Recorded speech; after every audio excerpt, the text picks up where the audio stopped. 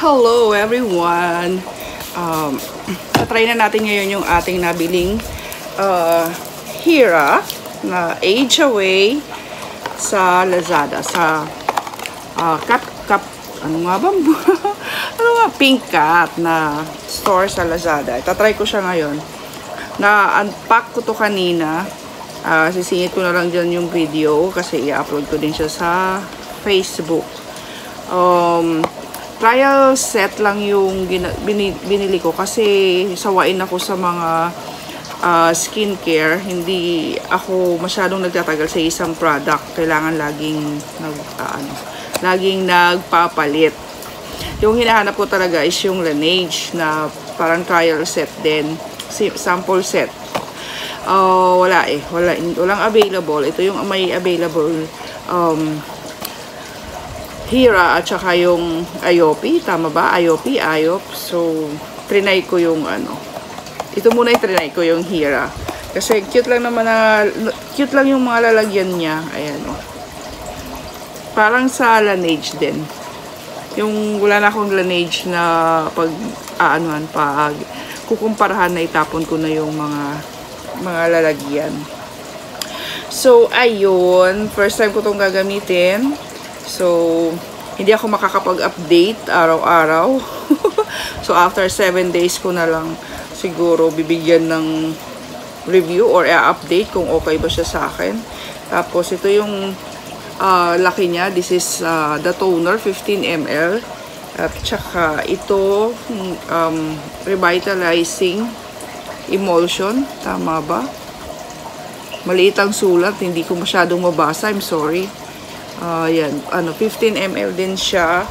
And the rest is 5, 3, and 5, 5, and 3. Yung sa eye cream ang 3 ml. So, umpisahan na natin ang paglalagay ng cream. Nakapaghilamos na ako, and then naglagay ako ng tawag dito, alcohol. Bango siya. Ang cute.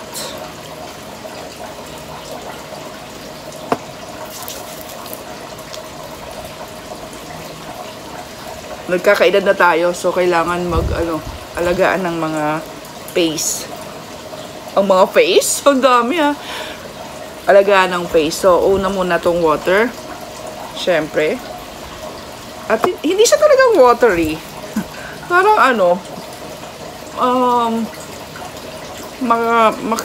din yung texture niya, hindi talagang water. Ayan hindi ko ayan. Hindi makita. Sorry, hindi niyo makita. Pero hindi siya talagang ini-expect mong water. Yan, ganyan siya.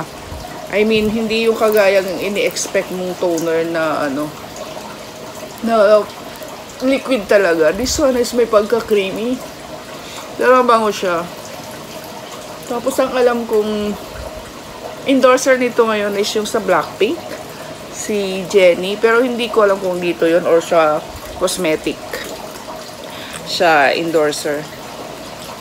So, ayun nga, babalik tayo. Nagkakaedad na tayo, so kailangan alagaan ang ating mga skin. Kahit na tatamad-tamad ako, kailangan ko itong gawin. Tap-tap lang, tap-tap. Alam na naman ako, matagal na naman ang aking vlog. Dahil puro ko daldal. Tapos, isusunod natin itong revitalizing emulsion. Yan. Ito ay talaga, cream, parang lotion. Mabango. Ayan. Yan siya. So, ganyan lang din. Pat-pat lang sa face. Madali, yung water, madalis lang siya mag-absorb. Mabilis lang magtuyo.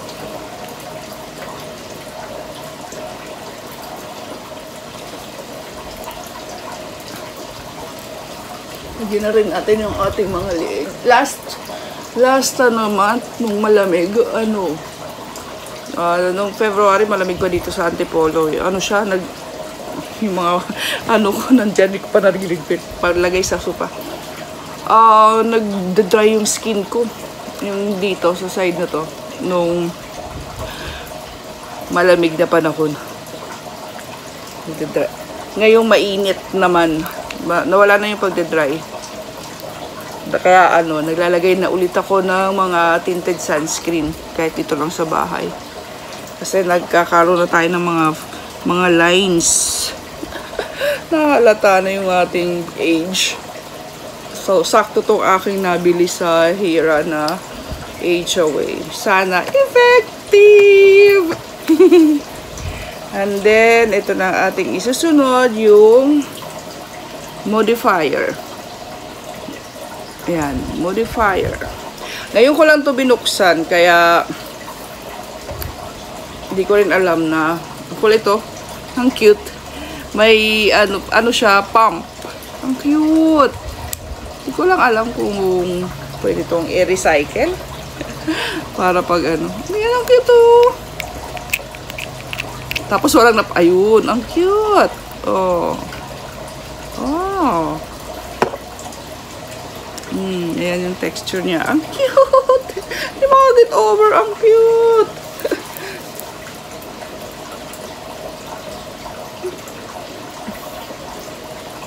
Para sa akin, eksakto lang yung amoy niya.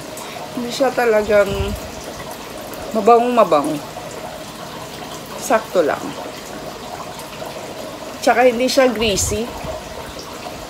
Hindi siya masyadong ma-oil na pag nilagay mo malaramdaman yung pagka-oily. Yung may grease.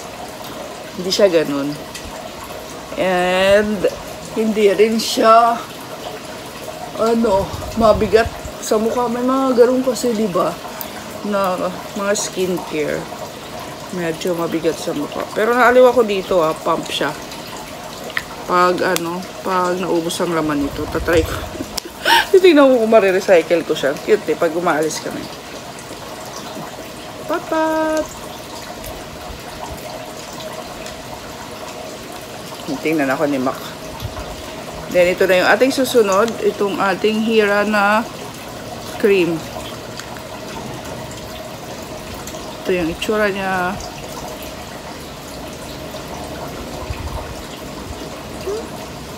Hindi ko alam kung lalagay ko siya dito o ganito na lang din.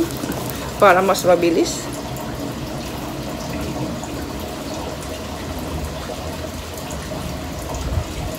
Yun na lang natin sa ating palm. Tapos, pat-pat na lang din.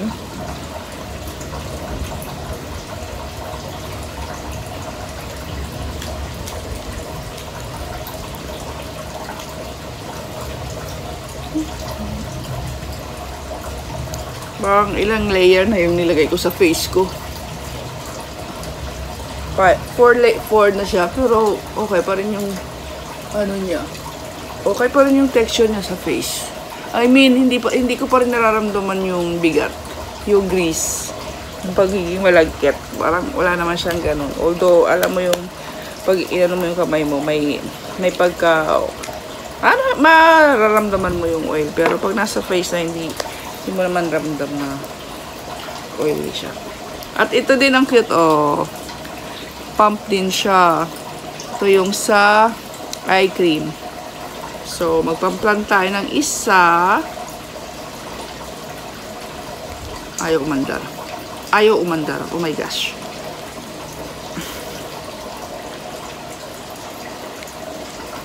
Kailangan ba itong ut-utin? May batang lumalabas.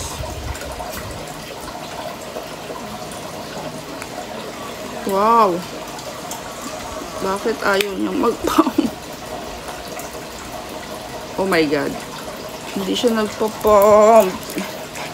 Parang ito lang yata ang downside nito. Hirap siya. Hindi siya nagpa-pump. So, mamaya na lang. Titingnan ko muna. Hindi nagpa-pump. Oh, so sad.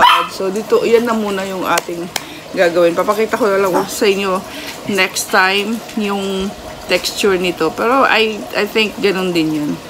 Kung ano yung texture nung mga nandito. Sad lang, hindi ko siya mailalagay ngayon dito sa ating ice. So, anyways, yun lang ang ating try natin to for today's video, for today's vlog. Ang pagbabalik. Next time, itatry ko naman yung siguro, bago maubos to, baka bumili na ako nun. Ang price pala nito ay 299 pesos. Ilalagay ko sa description box yung store na pinagbilhan ko nito sa Lazada. Thank you guys for watching. See you again on my next one. Bye!